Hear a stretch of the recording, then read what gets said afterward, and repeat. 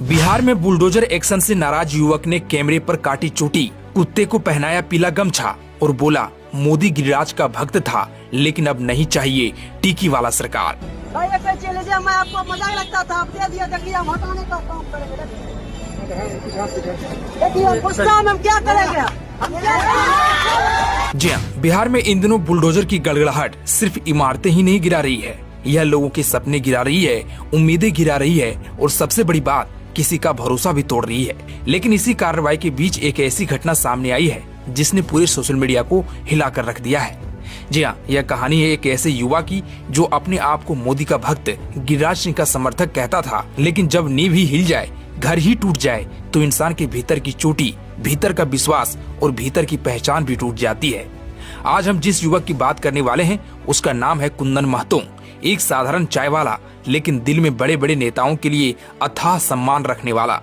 पर जब उसकी झोपड़ी और चाय दुकान पर जेसीबी चल पड़ी तो उसने कैमरे पर जो किया उसे देखकर लोग हैरान रह गए। जी हाँ, इस युवक ने 10 साल पुरानी अपनी चोटी खुद से काट दी और सिर्फ इतना ही नहीं, अपना पीला गमछा उतारकर एक कुत्ते के गले में डाल दिया। दरअसल बेगूसराय के लोहिया नगर गुमटी के पास प्रशासन अवैध ढांचों पर कार्रवाई कर रहा था। इसी माहौल में कैमरे के सामने कुंदन महतो अचानक पहुंच जाता है। चेहरे पर निराशा, आंखों में आंसू और आवाज में गुस्सा। वह कैमरे पर कहता है कि 10 साल से चोटी रखता था, गिरिराज सिंह को देखकर रखी थी, लेकिन जब घर ही नहीं रहा तो चोटी रखकर क्या करूंगा। ये वाक्य सुनते ही कैमरे के सामने खड़े लोग भी कुछ पल के लिए स्तब्ध रह गए। जिसके बाद उसने अपने कंधे से पीला गमछा उतारा और वह गमछा एक कुत्ते की ओर बढ़ाता है और उसके गले में डाल देता है और कहता है कि ले जाओ, अब इसे भी नहीं रखेंगे।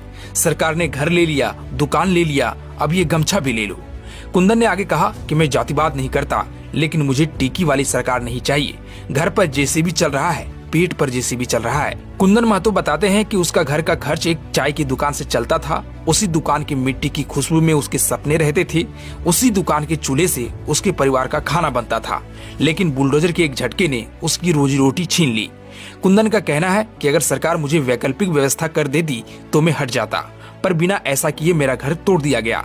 ऐसे में यह सिर्फ एक घर की कहानी नहीं है, ये उस भरोसे की कहानी है जो किसी समर्थक के मन में सरकार के लिए होता है, और जब वही भरोसा टूटता है तो गुस्सा बाहर आता है।